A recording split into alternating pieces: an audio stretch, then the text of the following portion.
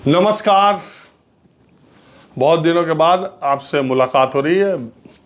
कभी कभी व्यस्तताओं के चलते इस प्लेटफॉर्म पर मेरे वीडियो नहीं आ पाते हैं, उसका खेद मुझे भी है, लेकिन समय नहीं मिल पाता। इसलिए मुझे उम्मीद है कि आप माफ़ करेंगे। लेकिन जब भी कोई ऐसी घटना घटती है और जिस पर मुझे लगता है कि एक वीडियो या आपसे कुछ बात करनी चाहिए, तो मैं आपके सामने आता हूँ। दरअसल उत्तर प्रदेश की राजनीति में आजम खान एक ऐसे राजनीतिज्ञ हैं, जब वो जेल से पीछे 5 सालों में, जब वो जेल से छूटते हैं, उनके छूटने से पहले या उनके छूटने के बाद, बाहर आने के बाद उनकी नाराज़गी की खबरें और एकाएक से वो सुर्खियों में आ जाते हैं। जब वो जेल में रहते हैं, जाहिर सी बात है जेल में रहने की वजह से तो नहीं, लेकिन जेल से बाहर कदम रखते ही आजम खान सुर्खियां बटोरते हैं, हेडलाइन में आ जाते हैं और चर्चा ये होने लगती है कि वो समाजवादी पार्टी से नाराज़ हैं, वो अखिलेश यादव से नाराज़ चल रहे हैं, वो शायद अपना रुख बदलें या कोई नया फैसला लें। इस तरह की अभी आपने देखा होगा, आजम खान जेल से निकले तो 23 सितंबर को, लेकिन उससे 2, 4, 5, 7 दिन पहले फिजाओं में ऐसी खबरें आने लगीं कि उनके परिवार के सदस्य या कोई लोग या आजम खान, उनकी कुछ दूसरी पार्टियों से नज़दीकियां बढ़ रही हैं, वो उधर जा सकते हैं, मुलाकात हुई है। और वो बाद में बेसिर पैर की, या बहुत सारे लोगों ने कहा, समाजवादी पार्टी की तरफ से भी ये कहना था कि उस खबर का कहीं कोई सिर पैर नहीं। हालांकि राजनीति में जब जिस खबर को अफवाह बेसिर पैर की कहा जाए, उसको एक सिरे से खारिज भी नहीं किया जा सकता। तो बात यह है कि आजम खान जब निकलते हैं जेल से, तो अखिलेश यादव या समाजवादी पार्टी से उनके ऐसे रिश्तों की बात क्यों होने लगती है? क्यों ये कहा जाता है कि आजम खान अपना सियासी पैतरा बदल सकते हैं? तो मैं आज कुछ बातें आपके सामने रख रहा हूँ। सबसे पहली बात है कि आजम खान और समाजवादी पार्टी यही काम मुलायम सिंह यादव के साथ उन्होंने ज़्यादा किया। वो एक सावरी ब्रदर्स एक कव्वाली गाते हैं ना, तुम बराबर खफा हो हम बराबर मनाएं, न तुम बाज आओ न हम बाज आएं, रूठना है ज़रूरी तो रूठो मगर बाद में मान जाने का वायदा करो। ये अखिलेश यादव के साथ तो नहीं, लेकिन मुलायम सिंह यादव के साथ आजम खान का ये रिश्ता लंबे समय तक बना रहा।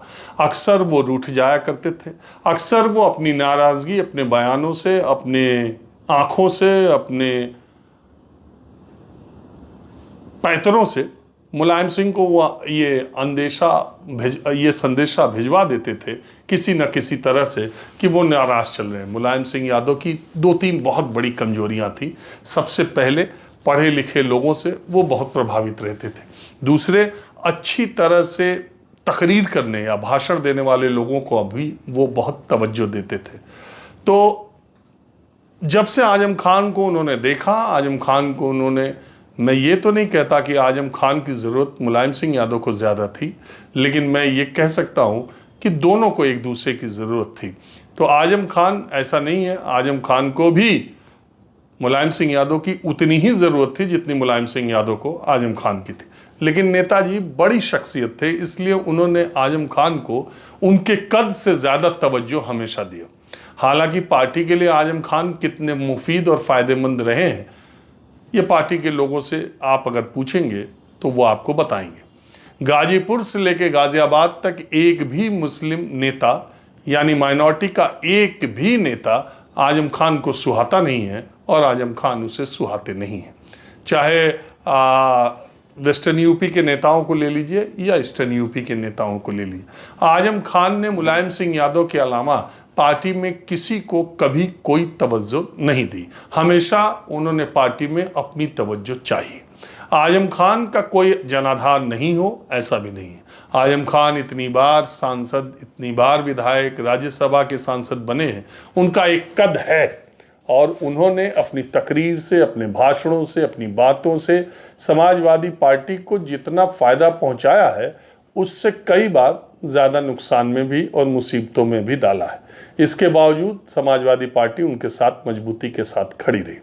आजम खान को बेहद शानदार बोलने वाला मैं नेता मानता हूँ, जनाधार वाला नेता भी मानता हूँ, और उन्होंने ये बात साबित की भी है। अब बात यह है कि मुलायम सिंह के समय में आजम खान ने जो चाहा वो किया, रामपुर में भी जो चाहा वो किया।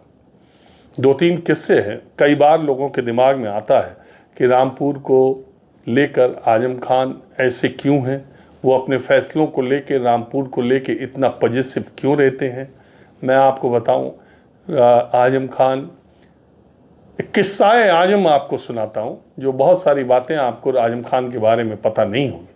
अलीगढ़ मुस्लिम विश्वविद्यालय में पढ़ने के दौरान, और उस समय छात्र आंदोलन और सारी चीज़ें जो चल रही थी जेपी की, और समाजवाद का जो प्रभाव था, उसमें जो जो एलीट वर्ग था भारत के समाज का, सोसाइटी का, खास करके राजे रजवाड़े नवाब खानदान, वो या तो कांग्रेस की तरफ थे या जनसंघ की तरफ थे। जो ग्रास रूट लेवल से उठ करके नेता आए हैं और जो विचारधारा के स्तर पर थे, जो सामान्य परिवारों के लोग थे, वो ज़्यादातर समाजवादी पृष्ठभूमि से जुड़ते थे और समाजवादी विचारधारा में रहते थे।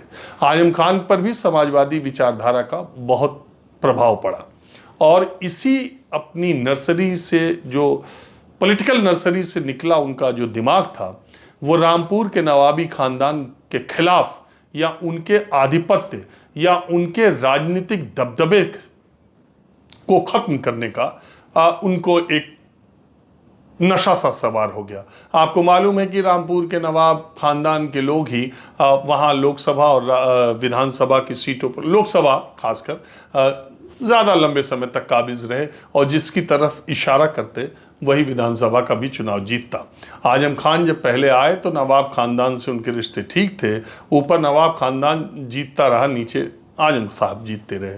लेकिन बाद में जो उनकी कसक थी, जो उनके दिल में एक बात थी, मैंने एक बार उनका 2009 में इंटरव्यू किया था, जब लोकसभा चुनाव में जयाप्रदा को टिकट दिए जाने से वो नाराज़ थे, और 2009 के चुनाव में मुलायम सिंह यादव ने अमर सिंह के कहने पर कल्याण सिंह को जिस तरह से पार्टी में लिया था, उस वजह से भी वो बहुत ज़्यादा नाराज़ थे।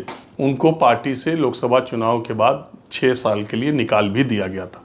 उस इंटरव्यू के दौरान उन्होंने एक बात कही थी कि रामपुर के लोग, मैंने जब रामपुर की सियासत शुरू की तो नवाबी खानदान के लोग अब बीड़ी बनाने वाली औरतों के पास जाकर बैठते हैं, औरतें जानबूझ के अपने सूप में जर्दे को फटका देती हैं, और रामपुर के नवाब खानदान के लोगों को खांसी और छींक आ जाती है। ये वही खानदान के लोग थे जो नवाब साहब सिगरेट पी के अपनी खुली जीप से, आप उनके बोलने का अंदाज जानते ही हैं, वर्बेटिम मैं कोशिश कर रहा हूँ, शब्दशः जो उन्होंने कहा था वो मैं आपको सुना रहा हूँ, कि रामपुर के नवाबी खानदान के लोग खुली जीप में जब विदेशी ब्रांड की सिगरेट पीते थे तो उसका डिब्बा रामपुर के लोगों, गरीब लोगों के बीच में फेंक दिया करते थे। उस डिब्बे को लपकने की, उस डिब्बे को पाने की ललक रामपुर के गरीब लोगों में इतनी ज़्यादा थी कि कई बार उसका एक टुकड़ा ही उनके हाथ में आता था। ऐसे नवाबी खानदान को मैंने ज़मीन पर उतार दिया है। आजम खान ने यह साबित कर दिया कि लोकतंत्र में कितनी बड़ी ताकत है। तो उनका मसला ये था, वो चाहते थे कि रामपुर की जो पहचान वहाँ के नवाब से है, वो पहचान सियासी नवाब आजम खान से हो जाए। वो चाहते थे कि रामपुर के नवाबों के महलों की मीनारें, महलों के जो उनके प्रॉपर्टी की जो मीनारें हैं, उससे ज़्यादा लंबी मीनार वो खड़ी करें। वो चाहते थे कि वो ऐसी इमारत बनाएं, वो ऐसा कुछ करें जिसके लिए रामपुर जाना जाए। जौहर विश्वविद्यालय इसीलिए बनाया गया।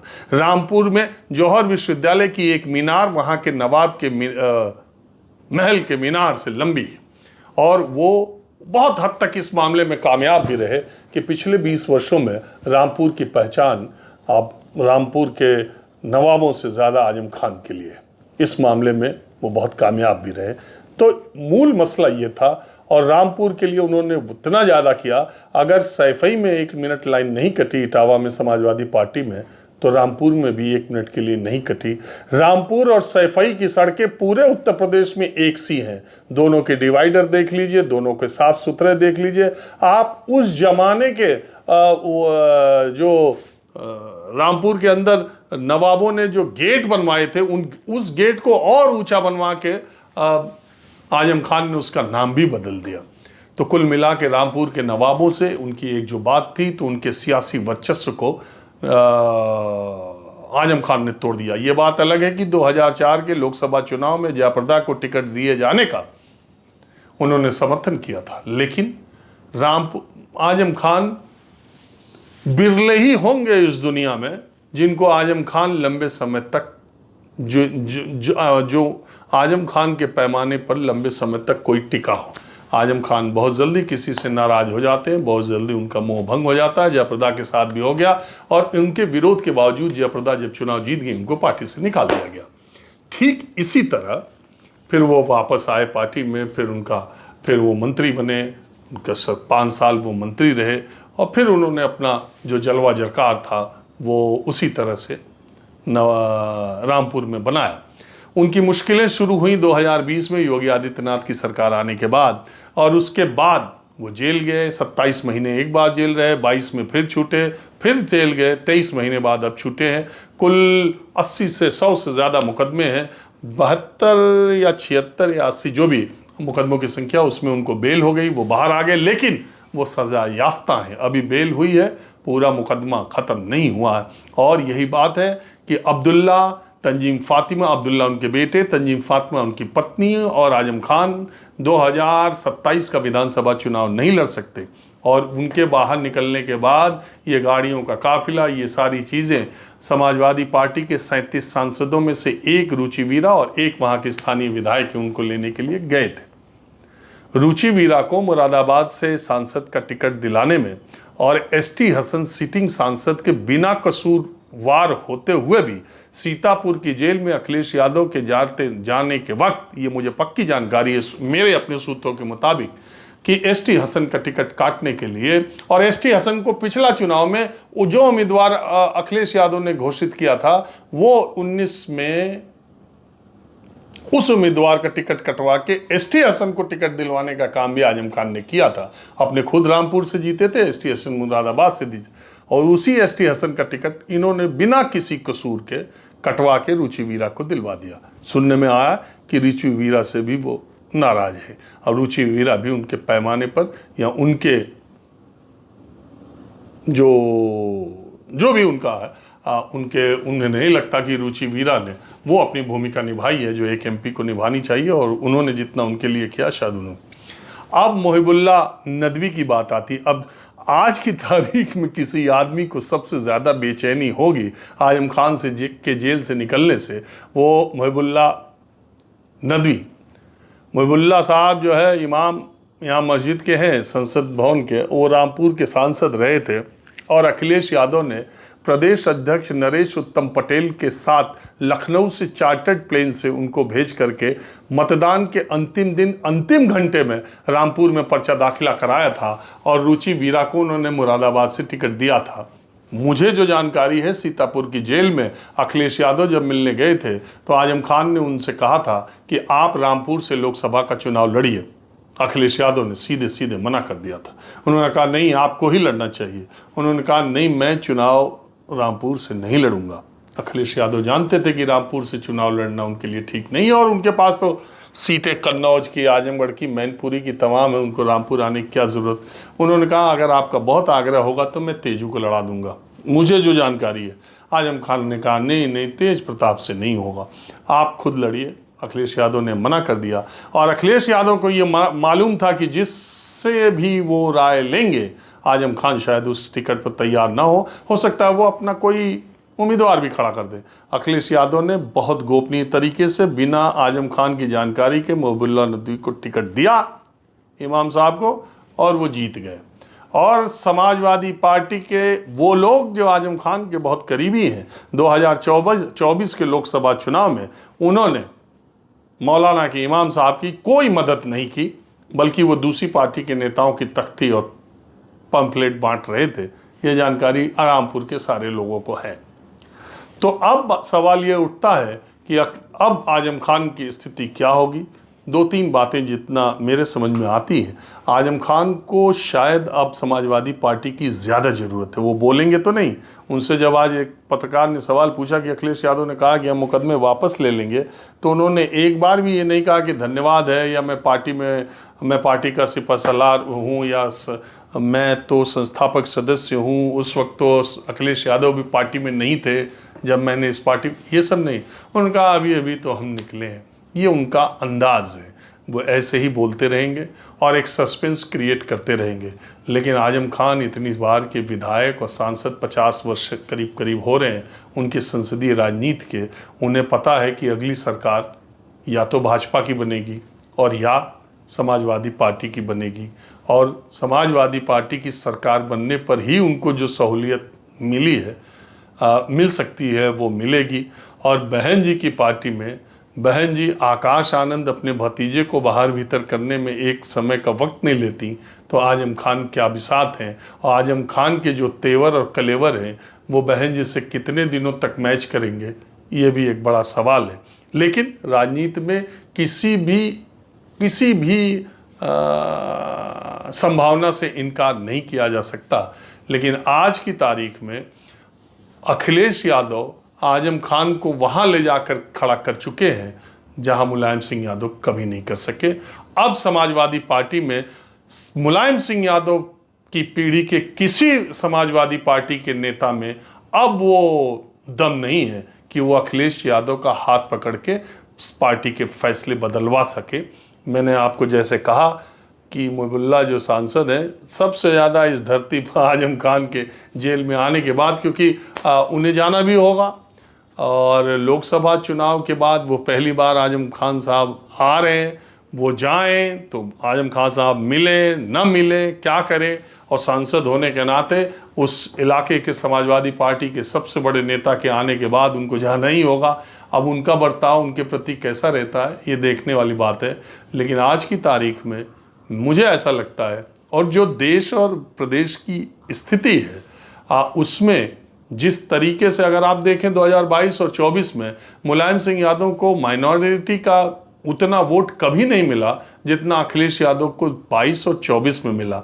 वजह यह है कि भारतीय जनता पार्टी इतनी मजबूत इसके पहले उत्तर प्रदेश में कभी नहीं रही है, और ऐसा नहीं है कि लोकसभा चुनाव में हार के बाद बीजेपी कमज़ोर हो गई है। ये आंकड़ों के लिहाज से जितना लोकसभा में है उतना ही अगर कन्वर्ट हो जाए तो अखिलेश यादव की सरकार आ सकती है। लेकिन चुनाव अभी बहुत वक्त है और बीजेपी बहुत ही सशक्त पार्टी उत्तर प्रदेश में है जिससे अखिलेश यादव को लड़ाई लड़नी है। ऐसे में इस लड़ाई में आजम खान अपनी आहुति दें तो ठीक, अगर अलग चले तो शायद उनका वो कद बरकरार न रह पाए। फिलहाल वो जेल से निकले हैं और अपनी इसी तरह की अदा वो दिखाते रहेंगे जहाँ तक मुझे लगता है। लेकिन मैं आपको बताऊं, जब 2022 में निकले थे और उन्होंने कपिल सिब्बल को समाजवादी पार्टी के कोटे से राज्यसभा सिर्फ इसलिए मिला कि आजम खान साहब के मुकदमे कपिल सिब्बल साहब लड़ रहे हैं और वो आगे भी लड़ते रहेंगे। अखिलेश यादव ने सिर्फ आजम खान के एक बार कहने पर मेरी जानकारी के मुताबिक कपिल सिब्बल को राज्यसभा भेजा है। सहारनपुर के एक नेता, उनके बारे में सब लोग जानते हैं कि वो आजम खान के परिवार के कितने नज़दीकी थे, और उनको अखिलेश यादव के आजम खान के कहने पर अखिलेश यादव ने तुरंत विधायक बना दिया, 1 मिनट के लिए नहीं देखे। अब वो विधायक उस इलाके में खुलेआम तौर पर दूसरी पार्टी के एक बड़े नेता के साथ सार्वजनिक जगहों पर देखे जाते हैं। तो ये सारी जानकारियां अखिलेश यादव को अच्छी तरीके से हैं, और वो इमोशनल कनेक्ट, वो इमोशनल अटैचमेंट जो मुलायम सिंह का आजम खान से था, शायद अखिलेश यादव का शायद उतना ना हो, क्योंकि दोनों में उम्र का भी फ़र्क है। और अभी जब ये तीनों लोग चुनाव भी नहीं लड़ सकते हैं तो मुझे इस बात का संदेह है कि अगले चुनाव में आजम खान अपने लोगों के लिए उतने कारगर हो पाएंगे जितने इससे पहले के चुनाव में हुआ करते थे। वैसे मैं ये बात ख़त्म करता हूँ। आजम खान जब पार्टी से निकाले गए थे तो लंबे समय तक ये कयास, ये बातें चलती रही थी कि वो कोई दूसरी पार्टी में जा सकते हैं। लेकिन मुलायम सिंह, मैंने उनसे एक सवाल पूछा था तो उन्होंने कहा था कि आजम खान के नाज नखरे सिर्फ मुलायम सिंह उठा सकते हैं। और जब वो पार्टी ज्वाइन करी उन्होंने दोबारा पार्टी दफ्तर में, तो मुनव्वर राना के शेर, गज़ल के शेर के साथ, कि उन्होंने मुलायम सिंह की तरफ देख के बोला था, कभी खुशी से खुशी की तरफ नहीं देखा, तुम्हारे बाद किसी की तरफ नहीं देखा, उम्र भर तेरा इंतज़ार लाजिम था, इसीलिए कभी घड़ी की तरफ नहीं देखा। अब वो बात नहीं है। अखिलेश यादव अब दूसरे लेवल पर पहुंच चुके हैं। और मुझे नहीं लगता, और ये बात आने वाले दिनों में और भी साफ हो जाएगी, आजम खान किसी दूसरी पार्टी की तरफ रुख करते हैं तो उससे उनका सियासी नफ़ा होने की तो कोई उम्मीद दिखाई नहीं देती, क्योंकि उन्हें चुनाव लड़ना नहीं है। और अगर इन सारे केसेस से जिसमें वो सज़ा उन्हें मिल चुकी है, उससे अगर पीछे आने वाले चुनाव इलेक्शन से पहले वो सब सज़ा माफ़ हो जाए तब तो अलग बात है। लेकिन अभी फ़िलहाल की स्थितियों में वो सिर्फ बेल पर हैं, और इसलिए अभी वो अपना रुख या अपने तेवर या अपना अगला कदम बताएंगे, इसमें बहुत बड़ा संदेह। नमस्कार।